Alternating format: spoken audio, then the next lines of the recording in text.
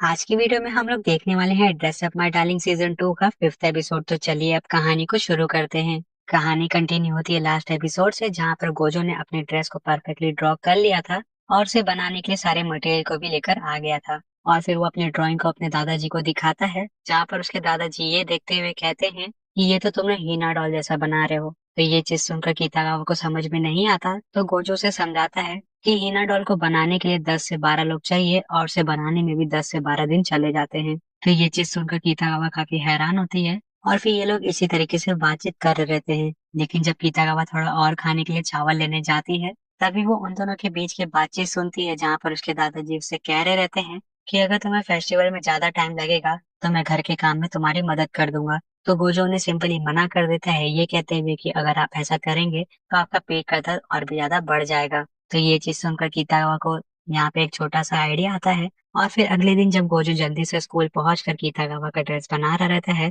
तभी कीतागावा भी स्कूल में जल्दी से आती है और वो गोजो से कहती है कि आज मैंने तुम्हारे लिए लंच बॉक्स बनाया है। तो ये चीज सुनकर गोजो काफी हैरान हो जाता है, क्योंकि आज से पहले कीतागावा ने कभी भी ऐसी चीजें नहीं की रहती और उसने आज से पहले जो भी चीज बनाई रहती है वो खाली फ्राइड राइस रहता है। तो वो इस चीज को लेकर थोड़ा चिंता में आ जाता है। तभी वो उससे पूछता है कि तुमने क्या बनाया है, लेकिन कीतागावा उसे शर्माते हुए मना कर देती है, ये कहते हुए कि मुझे बताने में शर्म आती है, तुम खाली लंच टाइम तक वेट कर लो। तो ये चीज सुनकर गोजो पूरी तरीके से डिस्ट्रैक्ट हो जाता है और उसका पूरा ध्यान कीतागावा के टिफिन पे चला जाता है। और फिर लंच टाइम आते आते वो इतना ज्यादा सीरियस हो जाता है कि वो मुझे एक सीरियल किलर जैसा दिख रहा रहता है, पता नहीं क्यों, फॉर द सम रीजन। लेकिन एनीवे, वो लंच टाइम में फटाक से कीतागावा से पूछता है कि तुमने मेरे लिए क्या बनाया है। तो कीतागावा यहाँ पे अपने टिफिन में से एक सिंपल राइस बॉल निकालती है, जिसे कि देखकर गोजो काफी खुश होता है, क्योंकि गोजो ने जो चीज सोचा था कीतागावा ने तो उससे अच्छी चीज ही बनाई है। तो ये चीज देखकर वो काफी खुश होता है और कीतागावा की काफी ज्यादा तारीफ कर देता है।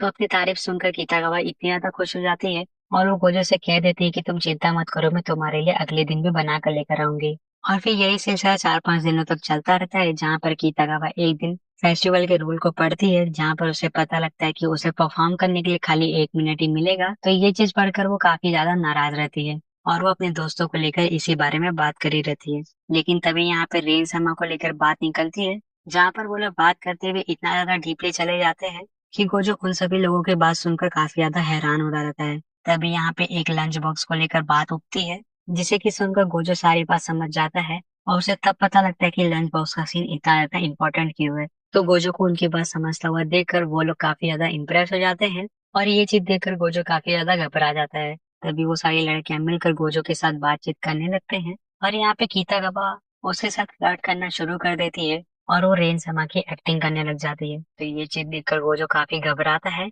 लेकिन तभी नोआ भी उसे ज्वाइन करती है और उसे फ्लर्ट करने लगती है और यहाँ पे सारी लड़कियां मिलकर उसके मजे ले रही रहती हैं। तभी वहां पे उसका एक क्लासमेट आता है, जो कि गोजो को इस तरीके से परेशान होता हुआ देखकर काफी खुश होता है। लेकिन वो गोजो से पूछता है कि भाई मैं तुझे डिस्टर्ब तो नहीं कर रहा ना। तो गोजो कहता है कि नहीं नहीं, तू बिल्कुल सही टाइम पे आया है। तो उसका दोस्त उससे कहता है कि चलो ठीक है, हमें तुम्हारी मदद चाहिए क्योंकि हमें एक बड़ा सा प्लैंक लेकर आना है। तो ये चीज सुनते ही गोजो वहां से निकल जाता है और यहाँ पे बाकी सारी लड़कियां भी उसके पीछे पीछे चली जाती हैं, क्योंकि उन्हें भी क्लासरूम में बहुत सारे काम होते हैं और यहाँ पे खाली किताबा क्लासरूम में बची हुई रहती है। तभी वो देखती है कि गोजो यहाँ पे शर्ट में बटन लगा रहा रहता है, लेकिन एक बटन लगाना बाकी है। तो ये चीज देखकर वो यहाँ पे बटन लगाने लग जाती है। लेकिन तभी थोड़ी देर में गोजो वहां पे आता है और वो कीतागावा को आवाज लगाता है, जिसे कि सुनकर कीतागावा थोड़ी सी घबरा जाती है। और तभी गोजो उससे कहता है कि कीतागावा, तुम्हें क्लासरूम में बुलाया गया है क्योंकि तुम्हारी मदद की जरूरत है। तो ये चीज सुनकर कीतागावा कहते हैं कि चलो ठीक है, मैं यहाँ से जाती हूँ। लेकिन जाने से पहले वो उससे कहती है कि गोजो, तुम इस बात की चिंता मत करो, मैं उसे आके फिनिश कर दूंगी। और वो इतना कहकर वहां से चली जाती है। तभी गोजो देखता है कि यहाँ पे कीतागावा बटन को लगा रही थी, लेकिन उसने परफेक्टली नहीं लगाया है।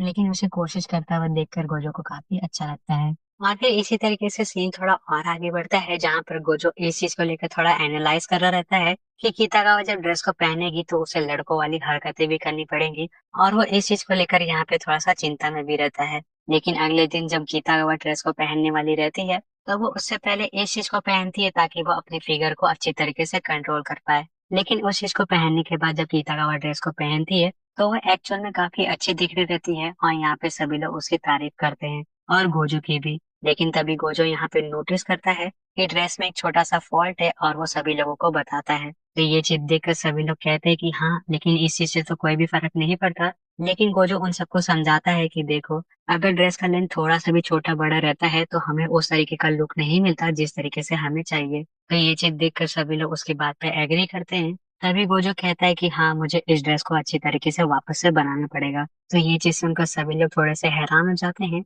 लेकिन कितावा कहती है कि चलो ठीक है, तुम इस पार्ट को अच्छी तरीके से बना लेना, लेकिन बाकी सारे पार्ट तो परफेक्ट है ना। तो गोजो कहता है कि नहीं कितागावा, मैं भले ही कितनी अच्छी तरीके से ड्रेस को बना लूं और तुम भले ही कितनी भी अच्छी तरीके से मेकअप कर लो, तभी भी तुम्हें एक चीज की जरूरत पड़ेगी, और वो है कैरेक्टर का रोल प्ले। अगर तुम यहाँ पे लड़कों वाला रोल प्ले कर रही हो तो तुम्हें लड़कों जैसा दिखना भी पड़ेगा। और वो यहाँ पे उसे आका मैने का उदाहरण देते हुए समझाता है। वो कहता है कि ये देखो, जब वो लड़कियों वाला क्रॉस प्ले कर रहा था तो वो एकदम लड़कियों जैसी हरकतें कर रहा था। तो ये चीज सुनकर कीतागावा उसकी बात पे एग्री करती है। लेकिन आका मैने के बारे में किसी को भी नहीं पता रहता। तो कीतागावा जब उसकी फोटोज दिखाती है तो सभी लोग काफी इम्प्रेस होते हैं। और उसके एक दोस्त को तो उसके ऊपर क्रश भी आ जाता है और वो उसका नंबर भी मांगने लगता है।